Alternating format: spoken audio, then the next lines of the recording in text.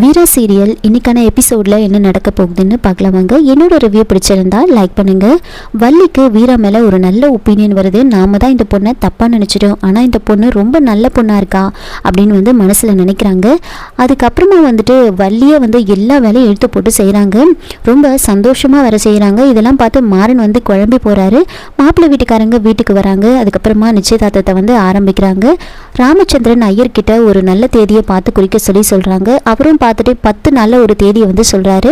அப்போ வீராவோட அம்மா தயங்குறாங்க. எப்படி 10 நாளில் நாம் செய்ய முடியும் அப்படின்னு சொல்லும்போது ராமச்சந்திரன் அதெல்லாம் நம்ம பார்த்துக்கலாமா அப்படின்னு சொல்கிறாங்க. அந்த தேதியை முடிவு பண்ணிடலாம் அப்படின்னு சொல்கிறாங்க. அதுக்கப்புறம் பத்திரிக்கையை படித்து முடிக்கிறாரு. முடிச்சதுக்கப்புறமா எல்லாருக்கும் சம்மதமானு கேட்டுட்டு தட்டை மாற்றிக்க சொல்கிறாங்க. அப்போது கரெக்டாக தட்டை மாற்றிக்க போகிறாங்க. அப்போ வீரா ஒரு நிமிஷம் நான் உங்ககிட்ட கொஞ்சம் பேசணும் அப்படின்னு மாப்பிள்ளை வீட்டுக்காரங்க கிட்ட சொல்கிறாங்க. நீங்கள் என் குடும்பத்தோட நிலைமையை தெரிஞ்சுக்கிட்டு தானே இதுக்கு சரின்னு சொல்லியிருக்கீங்க அப்படின்னு கேட்குறாங்க. எங்ககிட்ட உங்களுக்கு கொடுக்கறதுக்கு எதுவும் கிடையாது. நாங்கள் இருக்கிறது வாடகை வீடு தான். இப்போதைக்கு என்னோட சம்பாத்தியத்தில் தான் இந்த குடும்பம் போயிட்டுருக்கு. என் அக்கா கல்யாணத்துக்கு கொஞ்சம் கடன் வாங்கியிருக்கோம். அந்த கடனை நான் தான் அடைச்சிக்கிட்டு வரேன். அதே மாதிரி என்கிட்ட நகைன்னு எதுவும் கிடையாது. இப்போ நான் காதில் போட்டிருக்கிற இந்த கம்பல் மட்டும்தான் என்னோடது. மற்றது எல்லாமே என் அக்காவோடது. உங்களுக்கு கொடுக்கறதுக்குன்னு எங்ககிட்ட எதுவும் கிடையாது. வேற எந்த சொத்தும் என்கிட்ட கிடையாது.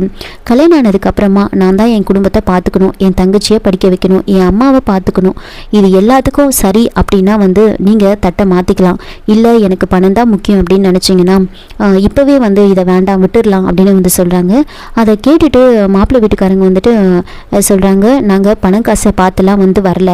எங்களுக்கு பொண்ணு பார்த்ததுமே ரொம்ப பிடிச்சி போச்சு. இந்த பணம் காசுலாம் எங்ககிட்டவே நிறையவே இருக்குது அப்படின்னு சொல்கிறாங்க. அதனால் எங்களுக்கு இந்த கல்யாணத்தில் முழு சம்மதம் அப்படின்னு சொன்னதுக்கப்புறம் தான் தட்டையே மாற்றுறாங்க.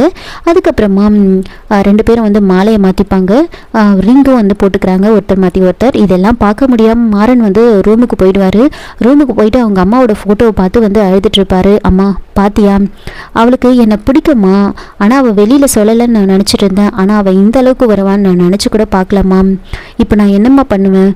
நீ என்னை விட்டு போனதுக்கப்புறமா எனக்கு யாருமே இல்லாத மாதிரி இருந்துச்சு. ஆனால் அவள் வந்ததுக்கப்புறம் எனக்கு அந்த நினைப்பே இல்லாமல் தான் இருந்துச்சு.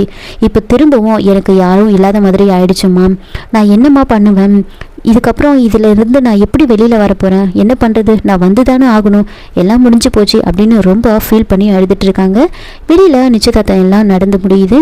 அப்போது வள்ளி வீராவோட கண்ணத்தை பிடிச்சி ரொம்ப அழகாக இருக்கு அப்படின்னு சொல்கிறாங்க.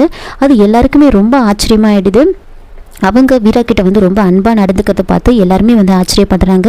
நிச்சயதார்த்தம் எல்லாம் முடிஞ்சதுக்கப்புறமா மாப்பிள்ளை வீட்டுக்காரங்க அங்கேருந்து கிளம்புறாங்க. இங்கே எல்லாரும் சந்தோஷமாக இருக்குது. அங்கே மாறன் மட்டும் அழுதுட்டு இருப்பாரு. இதோட இந்த எபிசோடை முடிச்சிருக்காங்க. என்னோட ரிவ்யூ பிடிச்சிருந்தா லைக் பண்ணுங்கள்.